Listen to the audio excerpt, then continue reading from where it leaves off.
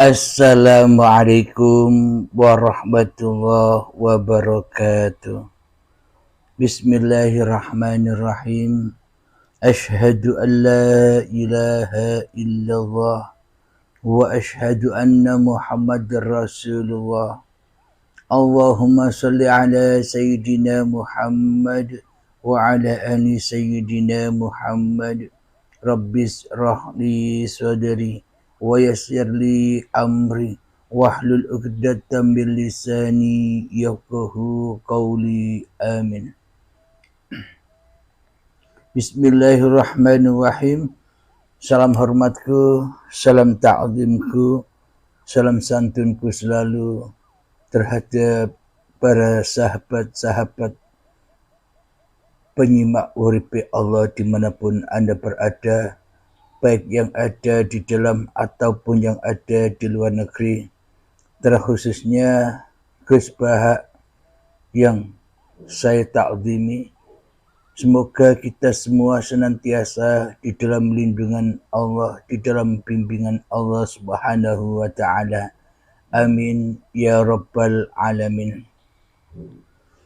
Alhamdulillahirabbil alamin. Sebelum kita awali kajian di pagi yang indah ini, marilah kita kemahkan bersama di dalam nyawa, di dalam jiwa, di dalam hati, di dalam roh, dan di dalam kehidupan ini dengan kalimah-kalimah thayyibah. Subhanallah walhamdulillah wa la ilaha illallah wallahu akbar wa la hawla wa la quwwata illa billahil aliyyil azim. Alhamdulillahirabbil alamin. Tema di pagi yang indah ini dengan judul Siapakah yang menciptakan Allah? Siapakah yang menciptakan Allah? Siapakah yang menciptakan Tuhan? Dari judul ini saya terinspirasi dari dawuhnya Gus Baha. Ada videonya, mari kita saksikan bersama-sama tentang siapakah yang menciptakan Tuhan. Silahkan. Nah, kelirunya kita dalam berislam itu, kritiknya para ulama, kita ini nyebut Allah dulu baru menceritakan status Allah. Kalau zaman Nabi itu dibalik. Status wajibil wujud itu kita terangkan dulu, baru yang oleh Islam itu namanya Allah. Paham ya? Kan beda, misalnya gini, logikanya gini, kamu ketemu orang ateis, saya ulang lagi, kamu ketemu orang ateis, terus kamu ditanya, lalu alam ini yang menciptakan siapa? Allah Jalla Jalalu. Mesti kan tanya, man huwa Allah, Allah itu siapa? Kalau dulu Islam mengajarkan kayak gitu. Surat pertama turun apa coba? Iqra. Iqra itu gak nyebut kata Allah. Iqra bismi rabbika. Rabbika itu siapa? Alladzi khalaq. Sebutlah nama Tuhan. Yang berhak menyandang Tuhan adalah zat yang pencipta. Itu tidak ada kata Allah. Di surat Mudatsir, surat kedua. Ya ayyuhal mudatsir kum fa'anzir wa rabbaka fakabbir. Bukan Allah fakabbir, wa rabbaka fakabbir. Sehingga cara berpikir gini dibalik. Sebutlah Tuhan kamu. Tuhan itu siapa? Yang berstatus Tuhan adalah zat yang berstatus pencipta. Nah, lalu pencipta ini oleh Islam dinamai Allah. Kalau orang ateis kamu langsung bilang Allah, man huwa Allah. Berarti pertanyaannya Allah itu siapa? Lalu kamu jelaskan Allah adalah pencipta. Allah adalah wajibil wujud. Tentu lebih gampang kamu terangkan. Makanya Al-Quran menerangkan amukhuliku min ghairi syai'in. Maknanya saya di sini maknanya ya Allah. Apa? Allah. Apakah mereka diciptakan tanpa pencipta? Tentu setelah Islam tahu itu namanya jawab. Paham? Siapakah yang menciptakan Allah? Allah itu tercipta dengan sendirinya. Bukankah angka 1 itu bisa menciptakan bilangan-bilangan yang lain? Tapi angka 1 ini tidak tercipta dari bilangan-bilangan yang lain. Dia memang ada asalnya, tapi kita tidak tahu asalnya dari mana. Itu angka 1. Maka kalau kita bisa mempercayai bahwa angka 1 itu ada, tapi kita nggak tahu asalnya dari mana, lantas kenapa kita harus mempertanyakan Allah yang emang ada cuma 1? Dan kita nggak perlu mempertanyakan dari mana Allah itu berasal. Allah itu emang ada, udah sama kayak angka 1 yang ada, dia bisa menciptakan sesuatu yang lain, tapi dia tidak tercipta. Semoga video ini bermanfaat. Wassalamualaikum warahmatullahi wabarakatuh. Pertanyaan menarik hari ini. Kalau Allah yang menciptakan manusia, terus siapa dong yang menciptakan Allah?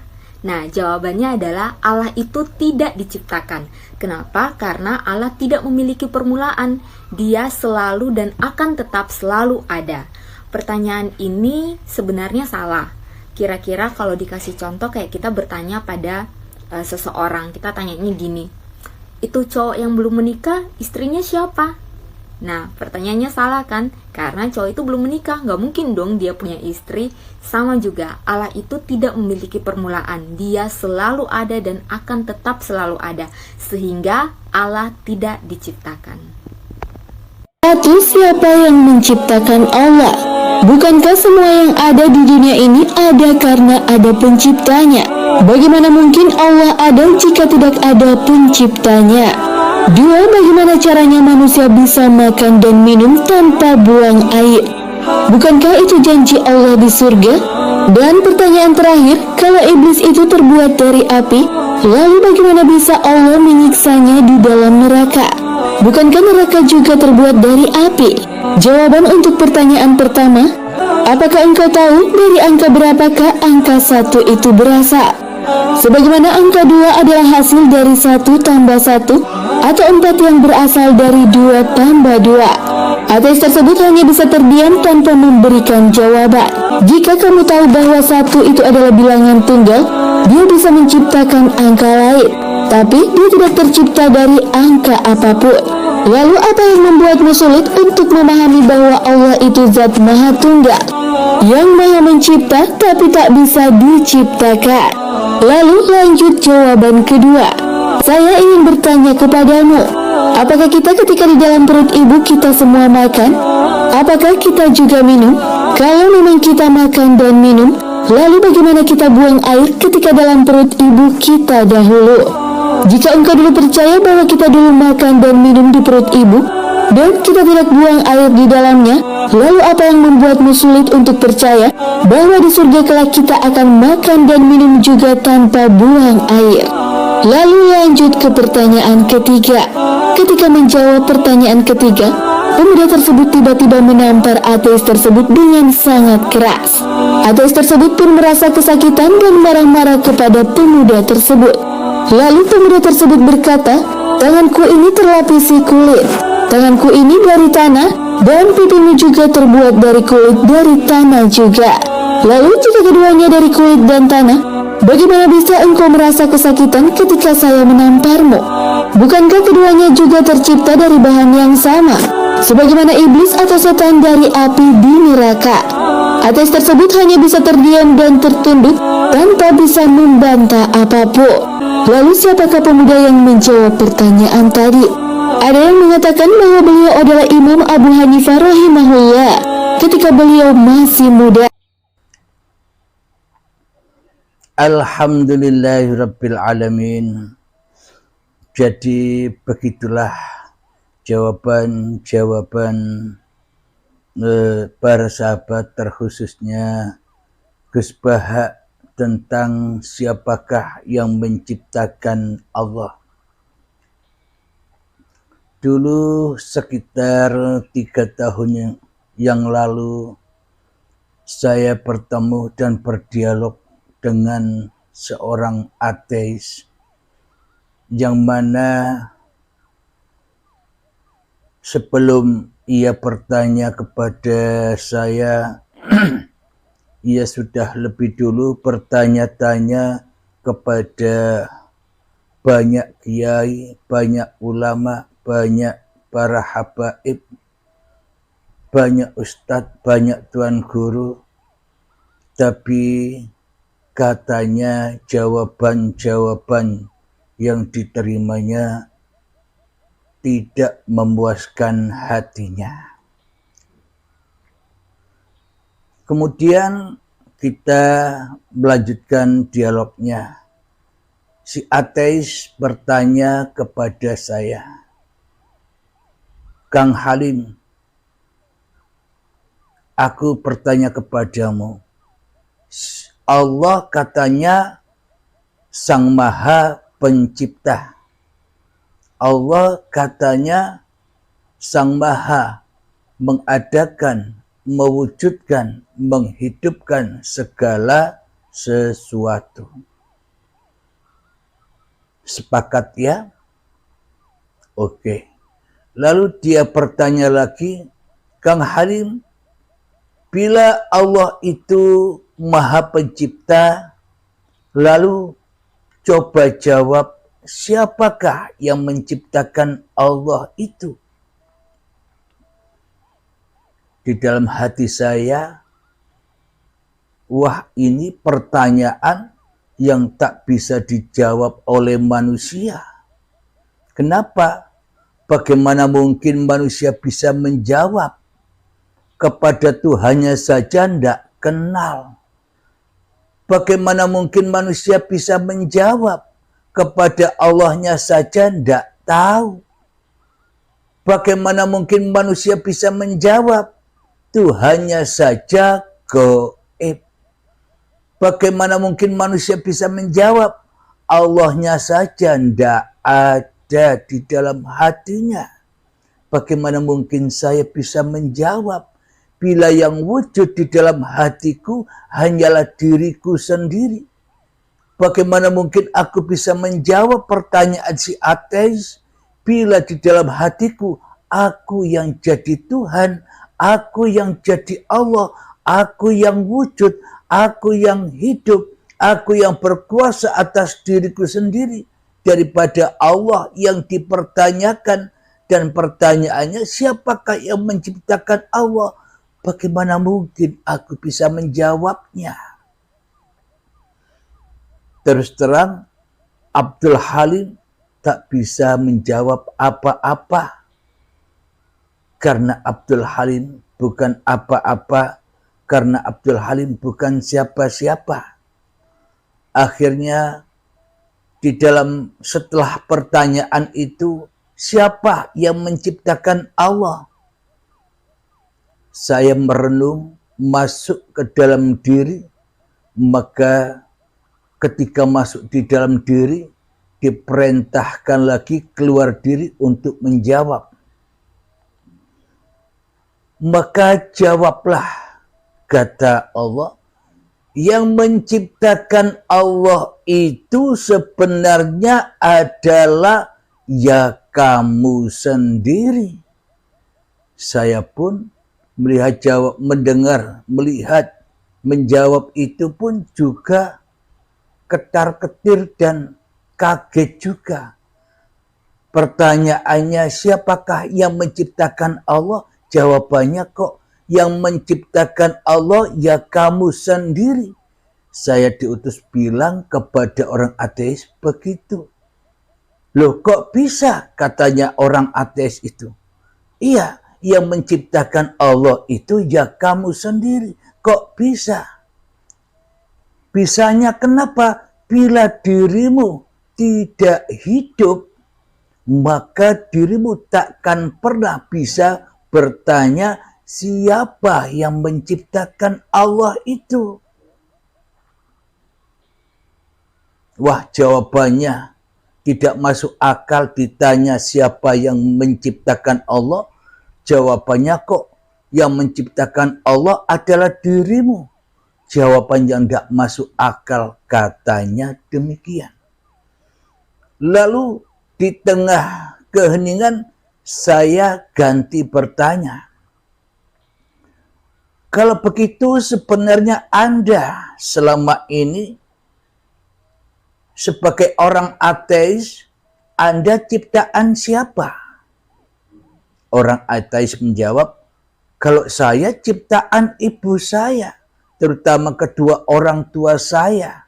Dengan pernikahan, dengan ketemunya antara ibu dan bapak saya, maka terjadilah saya, terwujudlah saya, hiduplah saya di dunia ini. Karena itulah bapak ibulah yang menjadi penciptaku. Aku diciptakan oleh mereka di dunia ini. Oh, begitu jawabannya. Seraya aku bilang begitu. Kemudian ku kejar lagi, bertanya lagi, lalu ibu bapamu itu ciptaan siapa? Si ateis menjawab, ibu bapakku ya ciptaan nenek dan kakekku. Sama begitu. Karena tanpa nenek kakekku, maka ibu bapakku pun juga tidak ada. Oh, begitu rupanya pemahaman orang-orang yang ateis ini. Kemudian saya kejar lagi, lalu yang menciptakan nenek kakekmu siapa? Sampai ku kejar pertanyaannya sampai berujung kepada Nabi Adam dan Siti Hawa. Terus Siti Hawa itu ciptaan siapa? Ciptaan dari tulang rusuknya Nabi Adam. Katanya begitu. Lah, terus Nabi Adam ciptaan siapa? Kalau Nabi Adam itu ciptaan, tidak ada yang menciptakan Nabi Adam. Kalau Nabi Adam tidak ada yang menciptakan. Seperti jadinya langit, tak ada yang menciptakan. Seperti jadinya bumi, tak ada yang menciptakan. Begitu pula Nabi Adam, tidak ada yang menciptakan, ujuk-ujuk moro-moro dadi dewe. Matahari, gunung-gunung, lautan, hutan, sawah, persawahan dan sebagainya itu tidak ada yang menciptakan.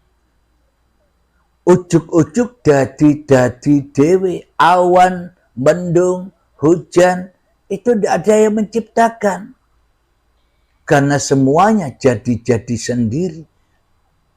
Di dalam hati saya, oh ternyata begitu ya. Imannya kaum ateis, imannya orang yang tak bertuhan itu. Terus saya kembali lagi kepada diri saya sendiri. Oh, berarti iman akidahnya orang ateis itu sebenarnya sama dengan iman akidahnya seluruh manusia. Jadi tak ada bedanya akidah dan imannya seluruh manusia, baik apapun agamanya, apapun alirannya, apapun golongannya. Bila tak ada Tuhan di dalam hatinya, yang ada hanyalah wujud diri manusianya, yang ada hanyalah hidup diri manusianya, yang ada hanyalah kekuasaan diri manusianya, maka iman akidahnya kan sama. Sama-sama tak ada Tuhan di dalam hatinya. Sama-sama tak ada pencipta di dalam hatinya, kecuali dirinya sendiri, kecuali hawa nafsunya sendiri. Oh, ternyata imannya orang ateis dengan imanku serta dengan imannya seluruh manusia selama ini ternyata sama saja.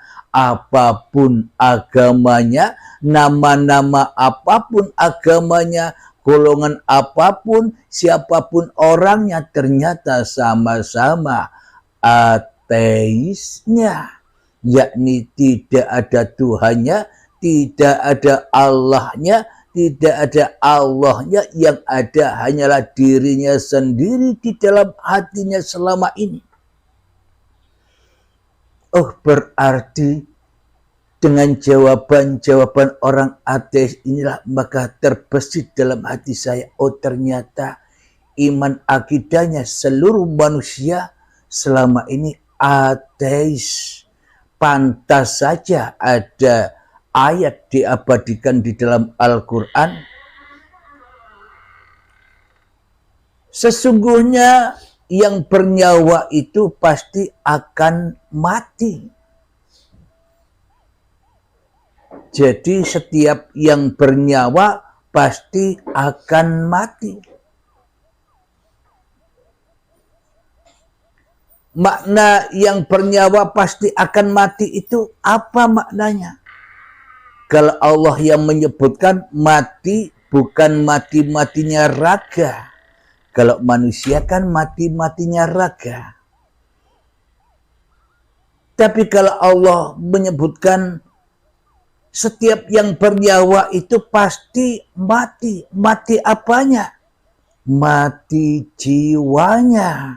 Jadi setiap manusia yang merasa dirinya bernyawa, setiap diri manusia yang merasa dirinya berroh, setiap diri manusia di dalam hatinya yang merasa punya hidup, pasti akan mati. Mati apanya? Mati kesadarannya kepada Tuhannya. Sehingga Allah digoib-goibkan, sehingga Allah ditidakwujudkan, sehingga Allah ditidakhadirkan, sehingga Allah ditiadakan di dalam hatinya, kecuali dirinya sendirilah yang ada di dalam hatinya. Allahnya gaib. Itulah yang dimaksud setiap yang bernyawa itu pasti akan ketemu dengan kematian. Ya mati itulah yang dimaksud. Mati kesadarannya di dalam bertuhan. Apa buktinya? Allahnya gaib. Tidak ada. Yang ada hanyalah dirinya sendiri di dalam hatinya. Inilah berpisahnya antara Adam dan Hawa itu. Akhirnya Hawa ini disiksa di dalam dunia dengan bara api-api yang bahan bakarnya adalah badan-badan manusia dan hati yang keras melebihi kerasnya batu. Apa api-apinya? Berupa apa? Api-apinya berupa apapun yang dicinta-cintai di dalam hatinya pasti akan membakarnya. Cinta-cinta yang selain Allah.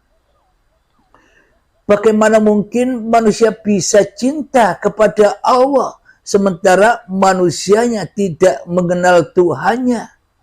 Bagaimana mungkin manusia bisa cinta kepada Allah sementara manusia lebih cinta kepada kewujudan diri manusianya? Manusia lebih cinta kepada kewujudan hidup manusianya di hatinya. Manusianya lebih besar, lebih mulia, lebih agung daripada Allah di dalam hatinya. Inilah yang dimaksud setiap yang bernyawa pasti mati. Inilah yang dimaksud kematian di sisi Allah. Mati jiwanya, mati akalnya di dalam bertuhan. Jadi iman akidah orang ateis dan seluruh manusia ternyata sama. Kenapa? Karena sudah nas di dalam Al-Quran diabadikan setiap yang bernyawa pasti mati. Setiap orang, setiap manusia yang merasa mengaku-ngaku bahwa hidup ini adalah hidupnya, itu tandanya mati. Mati apanya? Mati hatinya. Maka tak mungkin ia bisa memeluk suatu agama. Agamanya Tuhan, agamanya Allah. Yang dipeluk di dalam hatinya hanya agama-agama hawa nafsu saja. Agama apa? Ya agama yang di luar ini. Agama yang sudah ada di dunia ini. Islam, Yahudi, Nasrani, Majusi, Sabi'in, Buddha, Hindu, Konghucu, dan sebagainya. Semua itu hanyalah agama-agama nama, agama syariat saja. Jadi pasti di dalam hatinya setiap manusia yang ada hanya dirinya, yang wujud hanya dirinya, yang hidup hanya dirinya. Tuhannya tidak ada. Kenapa? Karena manusianya sudah memilih jadi Tuhan sendiri, jadi hantu-hantu sendiri di dalam masing-masing hatinya.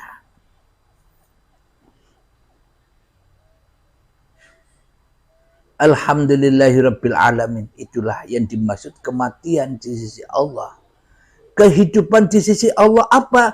Ketika manusianya rela, ridho, mati syahid demi Tuhannya. Maknanya selalu di dalam hatinya membela agama Allah, membela hanya Allah yang wujud, hanya Allah yang hidup, hanya Allah yang hadir di dalam hatinya daripada dirinya sendiri. Akhirnya teraplikasi di dalam hatinya, Muhammad bukan kau yang lempar itu, akulah yang melempar. Inilah agamanya seluruh manusia, agamanya Tuhan alam semesta. Kenapa? Karena inilah yang dimaksud Tuhan yang maha mencipta. Mencipta apa? Mencipta melempar. Mencipta apa? Mencipta memanah. Mencipta apa? Mencipta duduk. Mencipta apa? Mencipta minum. Mohon maaf, saya minum dulu.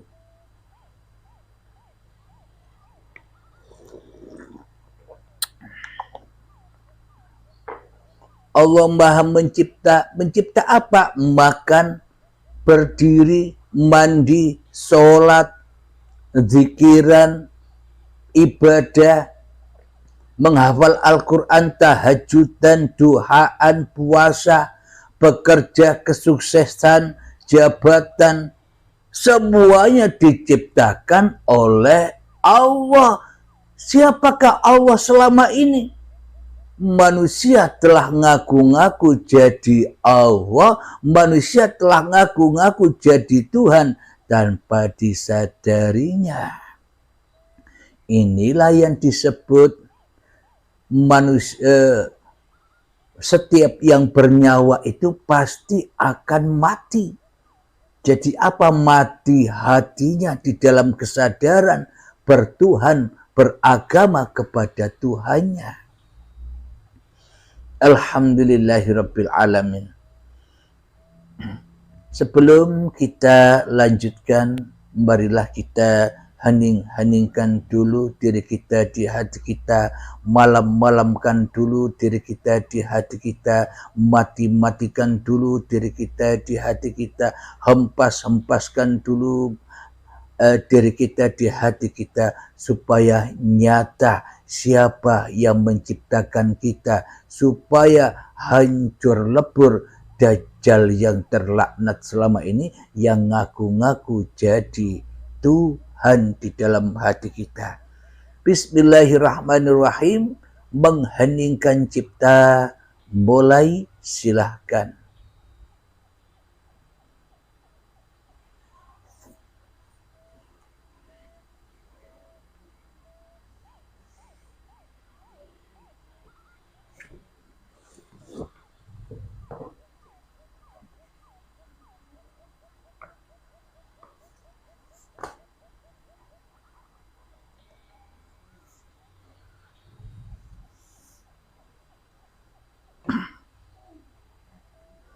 Mengheningkan cipta selesai.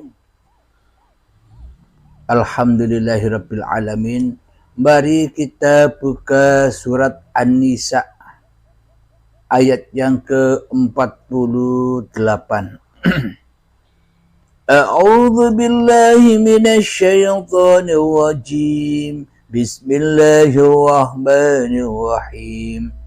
Inna Allaha la yaghfiru an yushraka bihi wa yaghfiru ma duna dzalika liman yasha.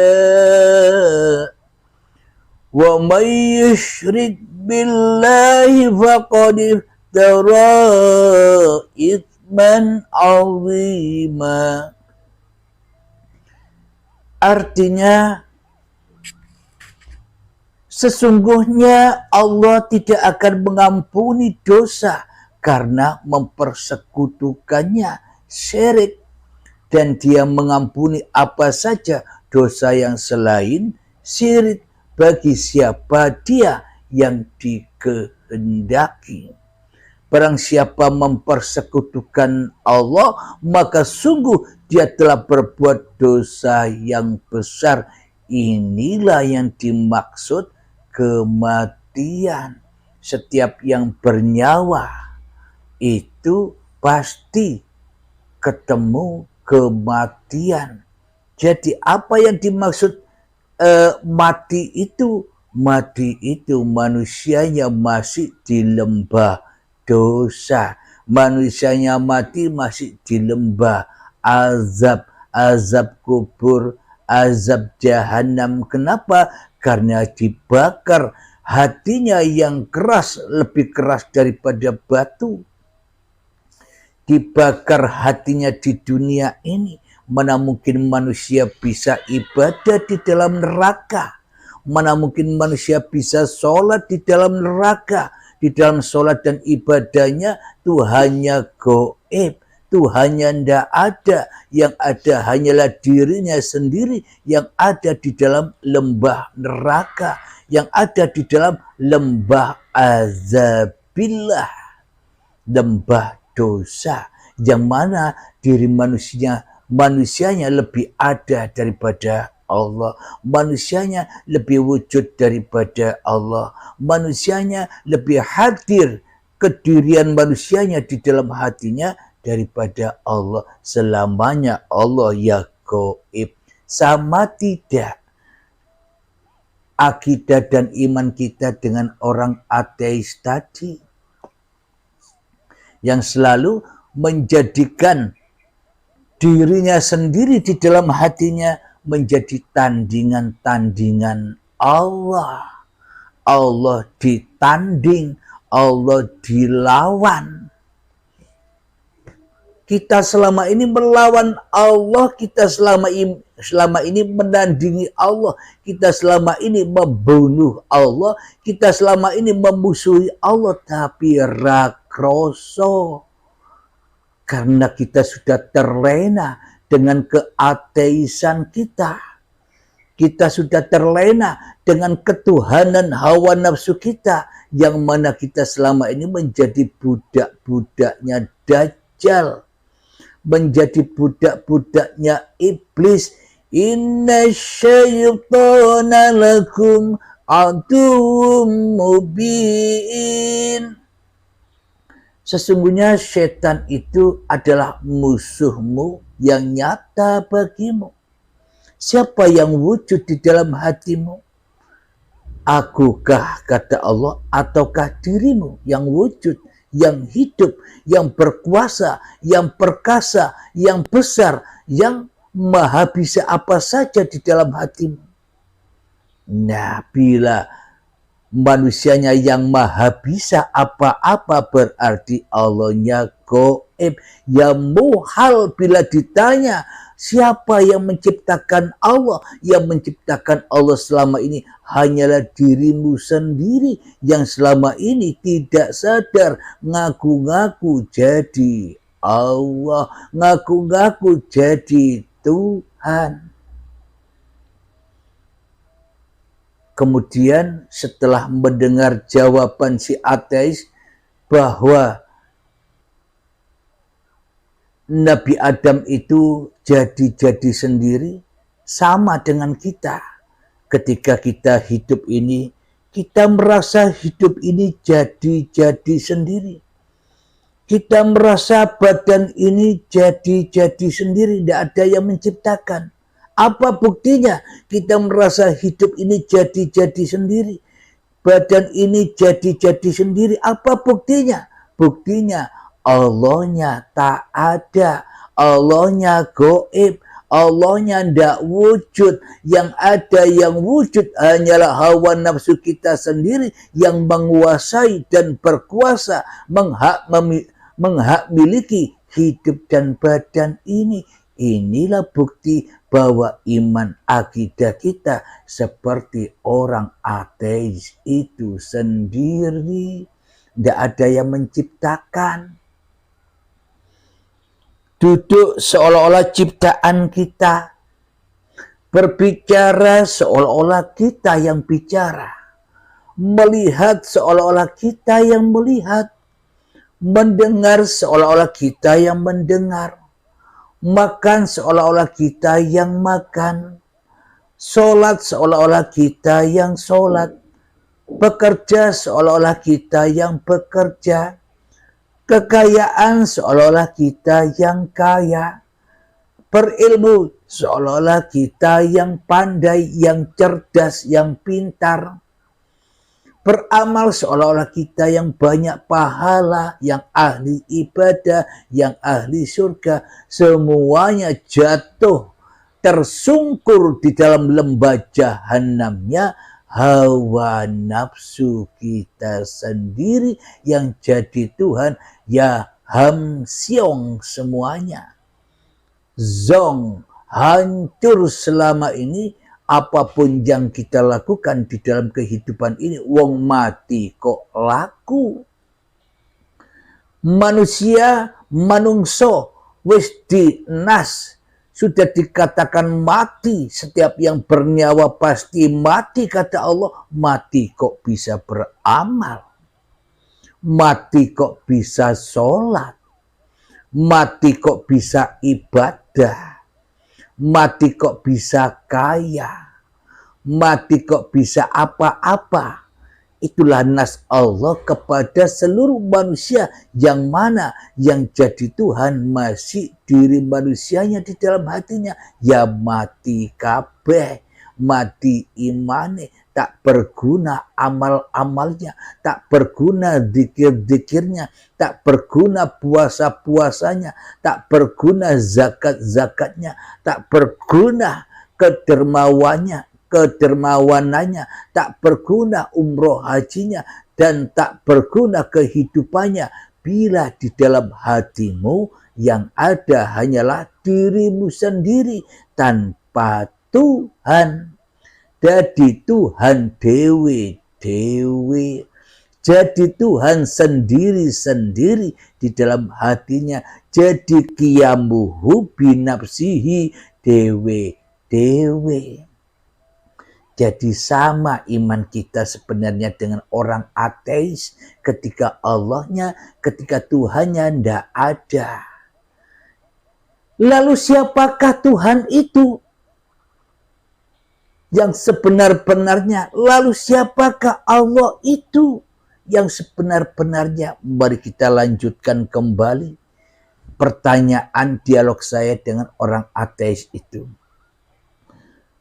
Ketika orang ateis itu bilang bahwa Nabi Adam tak ada yang menciptakan, langit bumi tak ada yang menciptakan, lautan, hutan, gunung tak ada yang menciptakan, dan segala sesuatu yang ada di alam semesta ini, galaksi-galaksi, ruang angkasa, tak ada yang menciptakan, surga neraka tak ada yang menciptakan. Akhirnya berhubung iman akidahnya seperti itu, maka saya buat bukti, logika, ilustrasi.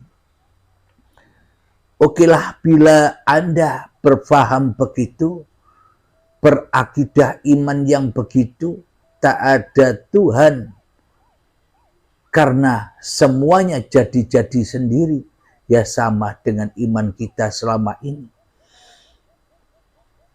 Coba ilustrasikan sekarang Anda tidak punya baju, tidak punya celana, saya kasih uang 100.000, tolong beli kain di toko.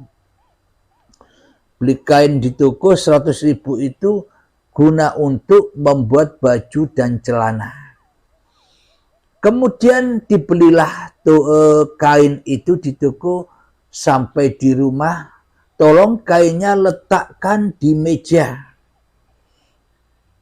Ambil gunting, ambil bola, ambil jarum, dan ambil kopi dan rokok. Nyantai-nyantai saja. Sambil ngopi, sambil merokok, nikmatilah. Sambil Anda menteleng, sambil Anda mendelik, sambil Anda tatap dengan mata yang tajam kain di meja itu. Sampai kapan dipandang, ditatap kain itu? Ya sampai nanti kain itu mulai bergerak-gerak sendiri. Ditatap terus, dipandeli terus sampai kain itu obah-obah dewe. Obah karpe dewe. Sampai kain itu gunting-gunting, motong-motong dirinya sendiri. Sampai kain itu bisa mengukur-ngukur dirinya sendiri. Sampai kain itu nanti bisa menjahit-jahit dirinya sendiri. Sebelum saya lengkap ngomong, langsung di-cut oleh orang ateis. Kamu gila Pak Ustadz. Masa kain bisa gerak-gerak sendiri? Masa kain bisa motong-motong sendiri? Masa kain bisa menjahit-jahit sendiri untuk menjadi baju sehingga saya pakai baju dan celana itu? Sebenarnya kamu ustadz apa orang gila? Terus saya bilang lagi, Anda lebih gila daripada saya. Masa alam semesta yang besarnya seperti ini? Masa Nabi Adam? Masa orang tua Anda? Masa nenek moyang Anda? Masa diri Anda tidak ada yang menciptakan? Tidak ada yang menciptakan bentuk-bentuk tubuhmu dan pergerakannya. Anda yang lebih gila daripada saya, bukan? Akhirnya orangnya tertunduk, merenung, diam. Akhirnya setelah diam, setelah merenung, orang itu bilang kepada saya, oh berarti yang dikatakan Tuhan, oh berarti yang dikatakan Allah, ya hidup ini ya. Ya sana cari sendiri. Saya bilang begitu. Alhamdulillahirabbil alamin. Memang ya Allah itu adalah Allahu la ilaha illa huwal hayyul qayyum. Allah tiada Tuhan yang berhak disembah. Dialah hidup yang kekal yang mengurusi seluruh makhluk-makhluknya. Nah, jadi siapakah yang menciptakan Allah itu? Ya dirimu sendiri ketika dirimu yang jadi Allah. Ketika dirimu yang jadi Tuhan di dalam hatimu. Jika Anda, jika saya sudah tahu begini, apakah kita masih berdiam-diam diri di dalam kesyirikan, berdiam-diam diri di dalam azab, berdiam-diam diri di dalam neraka, berdiam-diam diri di dalam kejahiliaan hati ini? Marilah kita taubat bersama. Jadi bertaubatnya gampang. Tinggal Anda diamkan diri Anda dari Anda sendiri. Tidak wujudkanlah hidup dan badan Anda, maknanya persembahkan. Semua itu bukan Anda, bukan kita, tapi Allah. Jadi bagaimana mungkin kita tahu siapa yang menciptakan Allah? Kepada Allah saja tidak tahu. Jadi pertanyaannya ateis ini tujuannya supaya kita semua kenal dengan siapa Allah itu. Tidak kenal hanya nama saja, tidak kenal hanya dengan tulisan Allah saja, supaya kita benar-benar bertuhankan kepada Allah daripada bertuhankan kepada iblis dan setan, daripada bertuhankan kepada Dajjal laknatullah. Kita selama ini ada di lingkup Dajjal, kita selama ini masuk surganya Dajjal, kita selama ini dituhani Dajjal, dan kita selama ini masuk surganya Dajjal. tempat tipu muslihatnya dunia yang kita sayang-sayangi, dunia yang kita cinta-cintai. Selama ini kita sebenarnya yang kita idam-idamkan, yang kita harap-harapkan surganya Dajjal ini, bukan surga di sisi Allah. Kalau surga di sisi Allah tidak ada yang tahu, bagaimana mungkin kita bisa masuk surganya Allah sementara kita tidak tahu, Allahnya saja tidak tahu, apalagi ketemu surganya. Bila ingin masuk surganya Allah, ya ketemu dulu, permisi dulu kepada Tuhannya, menyaksikan dulu kepada Tuhannya, maka balasannya adalah surga Allah. Di mana surga Allah itu? Ya ayyatuhan nafsul mutmainnah, wahai jiwa-jiwa yang tenang, irji'i ila rabbiki radiyatan mardiyah, pulangkanlah dengan ridho.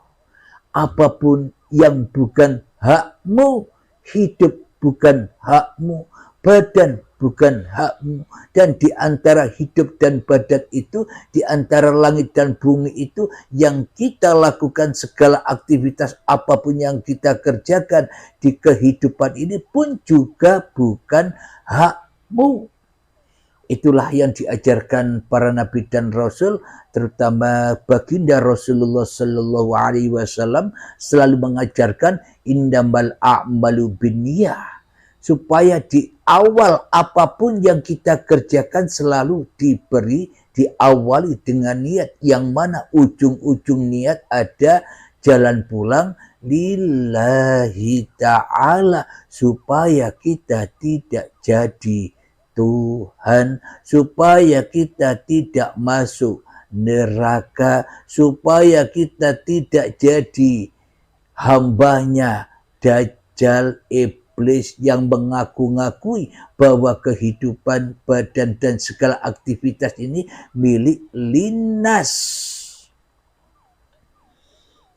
Jadi apa yang dibawa oleh para nabi dan para rasul? Ya, ilmu seperti ini originalnya, babagan hati, berhubung yang memahami hawa nafsu, akhirnya jadi babagan syariat.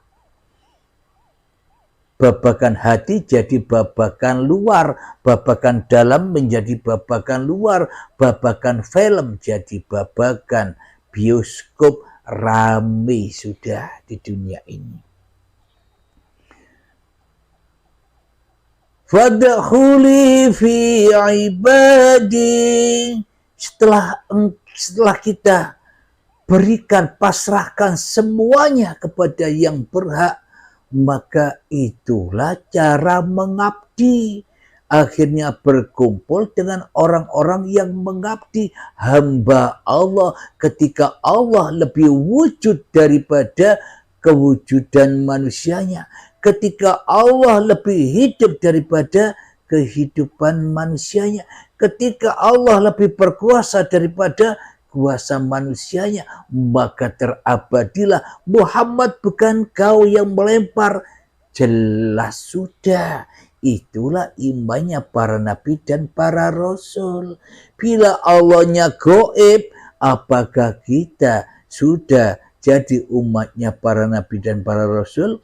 Apakah kita jadi umatnya Nabi Muhammad? Allahnya gaib. Berarti yang wujud siapa? Yang wujud ya hawa nafsune dewe-dewe, nyembah Dajjal tapi berharap-harap ikut Nabi Muhammad ke surga. Yang disembah Dajjal, yang diikuti iblis dan setan, tapi berharap-harap masuk surganya Allah. Mimpi. Bila Allahnya tidak nyata menjadi Tuhannya manusia, bagaimana mungkin manusianya bisa ikut Tuhannya, kecuali ikut hawa nafsunya, kecuali ikut iblis dan setan yang selalu sombong kepada Tuhannya. Alhamdulillahirabbil alamin. Jadi ketika hanya Allah yang ada, maka tak akan ada lagi pertanyaan siapakah yang menciptakan Allah. Karena sesungguhnya Allah tak punya nama. Di dalam Al-Quran supaya manusia bisa mudah menyebut Allah dengan sebutan kata Allah atau kata Rabb, kata Tuhan. Karena sebetulnya Tuhan itu tidak punya nama apa-apa. Apa maknanya? Ketika dirimu tidak ada, itulah Tuhan. Ketika dirimu tidak wujud, itulah Tuhan. Ketika dirimu tak hidup, itulah Tuhan. Nama Tuhan itu ada di mana-mana. Nama Tuhan itu biliunan, apapun yang disebut-sebut seluruh makhluknya. Semua itu nama Tuhan. Apa maknanya? Maknanya seluruh aktivitas apapun yang ada di alam semesta ini diliputi oleh uripe Allah itu sendiri. Jadi araftu rabbi bi rabbi, aku menyaksikan Tuhanku dengan Tuhanku. Berarti siapa yang menyaksikan Tuhanku? Ya zatnya sendiri. Kapan kita disebut makrifat, kapan kita disebut kembali, kapan kita disebut bertuhan, ketika sudah tak ada diri kita lagi di hati kita, maka itulah jalan kembali. Awalnya ndak ada, kembali ndak ada. Awalnya Adam di surga, ya kembali di surganya Adam. Awalnya goib, ya kembali goib.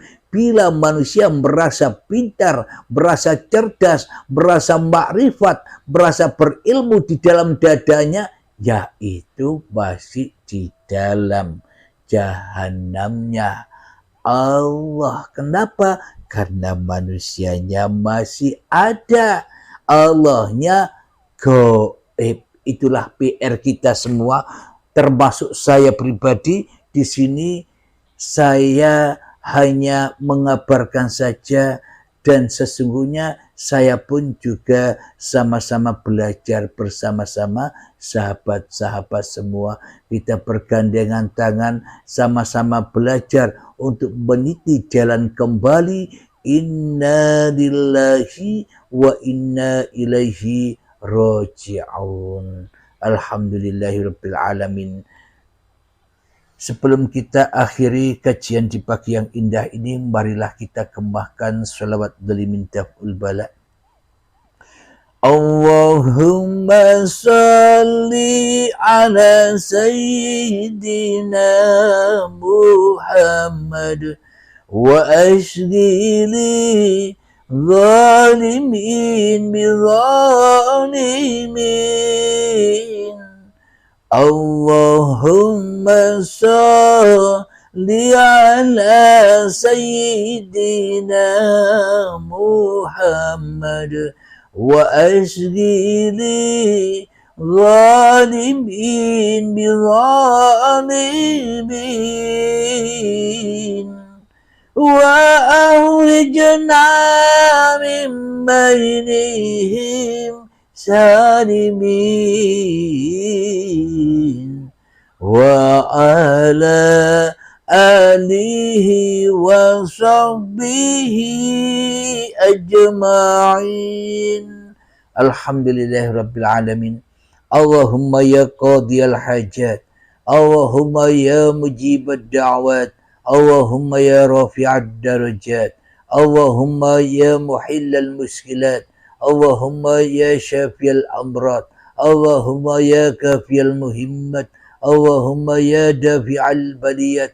Allahumma khtim lana bil iman, Allahumma khtim lana bil islam, bijahi sayyidil mursalin. Rabbana atina fid dunya hasanah wa fil akhirati hasanah wa qina adzaban nar. Wa sallallahu ala sayyidina Muhammad wa ala alihi wa sahbihi wa sallam. Walhamdulillahi rabbil alamin. Akhirul kalam. Assalamualaikum warahmatullahi wabarakatuh.